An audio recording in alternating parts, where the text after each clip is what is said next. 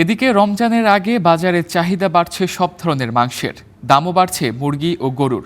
সপ্তাহের ব্যবধানে কেজিতে সব ধরনের মাংসের দাম বেড়েছে অন্তত 20 থেকে 50 টাকা।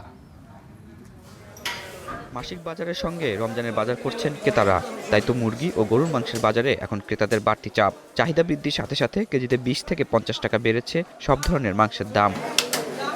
ব্রয়লার মুরগির কেজি 180 থেকে 190 টাকায় বিক্রি হচ্ছে, যা কিছুদিন আগেও ছিল 160 থেকে 170 টাকা। সোনালী মুরগি 260 থেকে বেড়ে 280 থেকে 320 টাকায় বিক্রি হচ্ছে, আর দেশি মুরগি 550 টাকা থেকে বেড়ে 600 টাকায় বিক্রি হচ্ছে। ব্রয়লার বিক্রি করতেছি 185 থেকে 190, সোনালী বিক্রি করতেছি 280 থেকে 300, দেশি মুরগি বিক্রি করতেছি 640।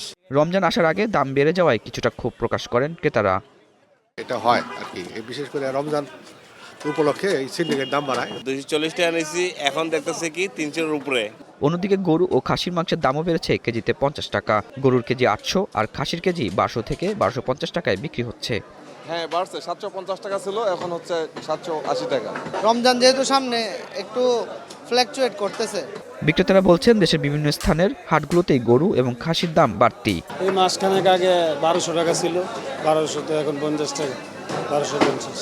এখন মনে করেন বাড়ছে গরুর দাম, 800 রুপয়ে কিনা করছে আগের থেকেই।